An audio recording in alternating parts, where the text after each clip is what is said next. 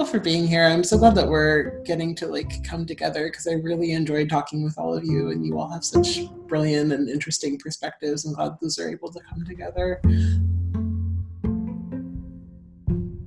How has mass incarceration impacted your life or your work or both? I got incarcerated in 1980, and I went through the 80s being incarcerated through that decade. And what I found interesting is that the men that were in there were a lot older, and they had came out of a period of 1960 where the country was very politically active. So a lot of those individuals that was in prison were like read 1,000 books, and they had articulate. They used the terminology I don't even begin to understand. I remember one of the old men made me sit down and read the dictionary. This is before I read Malcolm X's autobiography. Alex Haley's book on Malcolm X.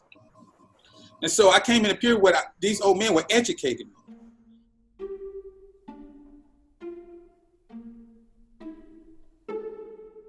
But the educational system within the penal system, even while I was there, was being chipped away. Where it's at now, it makes you want to cry. My father was a correctional officer, and unfortunately in an area that's rural, they build prisons to employ people. My dad was a minority working as a correctional officer for the Department of Corrections for youth at a youth center. So it was unique because I heard stories and I could see the stress in his eyes and different things that he had to experience. And sometimes it was unfortunate for me because he took that stress, or that what I would call the stress of others and that camaraderie that kind of goes, that buddy system and things that kind of go with working in the system. Sometimes he would take it out on us in unhealthy ways.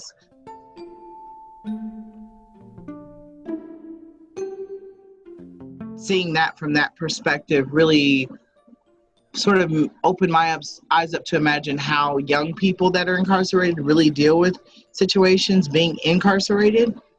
So yeah, I have a great amount of empathy for young people and prevention for that process.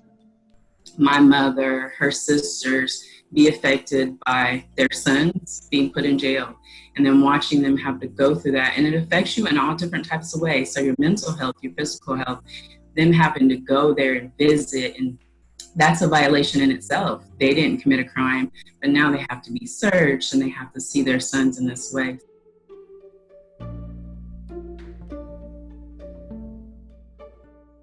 Mass incarceration it really honestly touches all of our lives, but I don't think that people understand that. If you can describe your community, so what kind of things that you encounter every day, what do you see when you go outside? Carbondale is pretty good in terms of having some activities of engagement with children and with adults and with women and even with young men. And so it's one of those things where Carbondale is a community of activity. I see Carbondale as a diverse community, and I know that has a lot to do with the university. Essentially, it's a town identity crisis because it has been a university town, but it just isn't quite doing that well in the same way.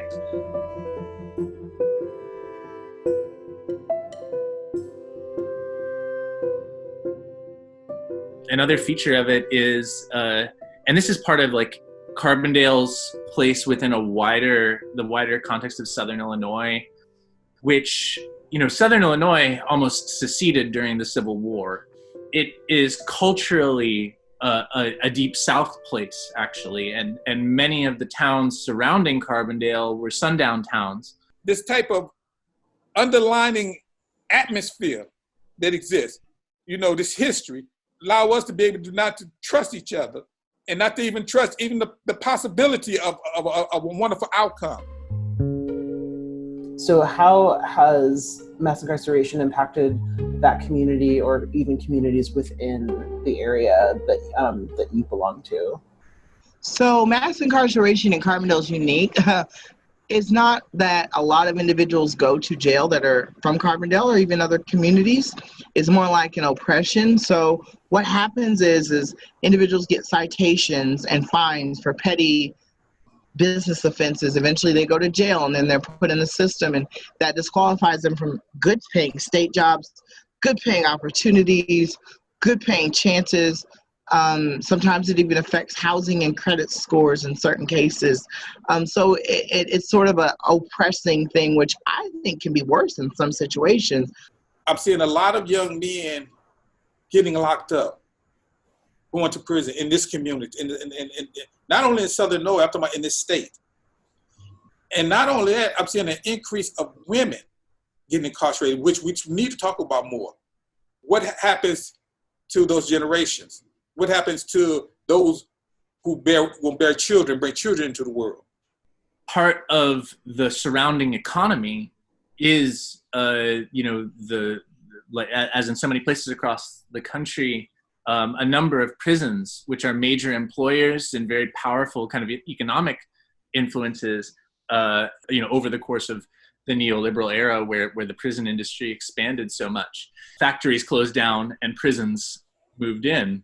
And then those prisons are fed by, police. My son and my husband are constantly stopped by the police in Carbondale. For literally, my son, for walking down the street, he will get stopped and carded. We need to see your ID. For what? I'm walking down the street, dude. Why do you need to see my ID? There's not been any break-ins. There's not been anything happen. Okay, so I'm just going to show you my ID. My husband gets stopped all the time on his bike for riding his bike, and he has a book bag, so they search his book bag. What are you looking for? Like, here's the thing. If we were doing something illegal, I just want to let you know, we wouldn't be in Carbondale, Illinois. The focus on the most brutal events can take our attention away from the everyday terror that people live under. And so we have to hold both of those things together and see those brutal murders as the tip of an iceberg of a whole approach to policing and logic of punishment that really structures every aspect of the society that we have. It can really affect marginalized people, and specifically with them trying to advance themselves and promote themselves in healthy ways. We all see this happening constantly. Their system isn't broken. It's doing exactly what they want it to do. And if we all don't come together and make it stop, it's just not going to happen. If the end goal is a truly just society, what would that society look like? And also, how do we get there? Everything that's happening right now has to happen. We have to have these marches. We have to have all this action that's taking place. We have to have these conversations in order for us to get anywhere. The struggles that we deal with in this town, probably like everywhere, but they just feel like really deep. It's really hard for people to work together for long periods of time. But it's like we have to figure out how to do it, because literally everything is at stake, and because everything is also falling apart. And that's not the worst thing, that it's falling apart, because it was horrible. And so it has to fall apart, and we have to build something else. And what we can't do is we can't let it figure out how to reorganize itself for another 20 or 30 years. That the institutions and agencies that we have really wants to help us and really want to do things with us as a community. But we need to articulate exactly what we would like to do and what we like to see. And sometimes for some members of our community find it hard to do that. That's why we got to communicate. I think financial reparations for us as Black people, compensation for brown people as well, and whatever that looks like, and the equitability. So whatever, it doesn't have to necessarily be from specific money and dollars. It could be better access to quality education, better neighborhoods, reducing even more subliminal redlining, as I was talking about earlier.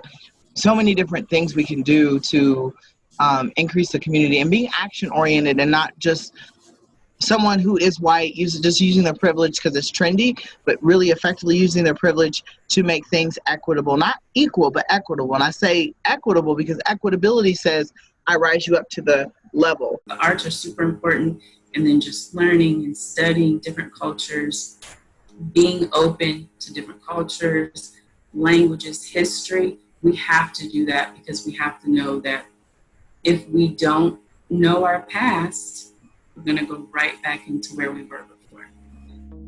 What are some ways that your community has pushed back against mass incarceration?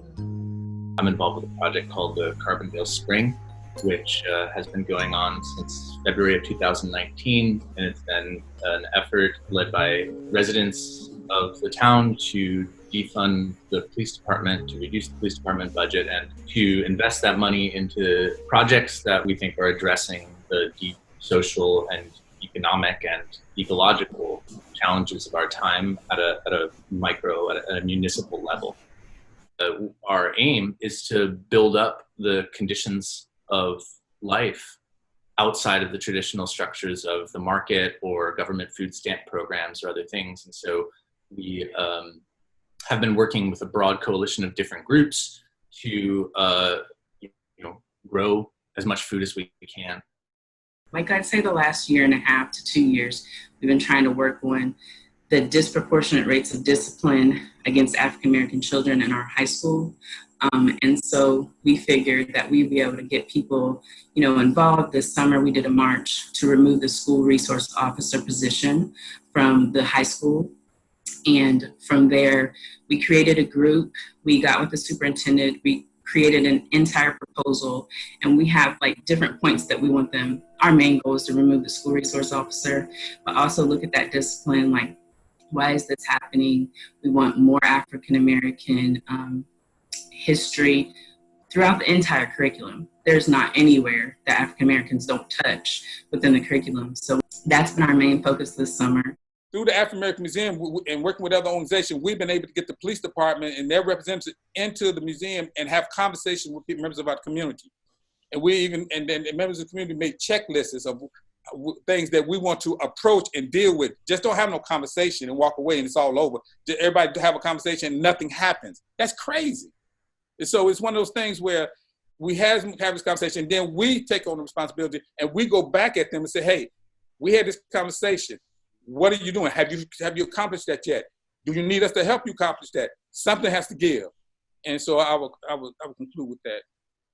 I think that it's very possible. I really do. It's at the forefront. If Black Lives Matter and other groups continue to march on, we continue to make noise, we continue to disrupt the patriarchy and things going on, I firmly believe that we will see effective change. I'm very optimistic. You guys got to just forgive me. I'm a very optimistic individual. I'm an artist.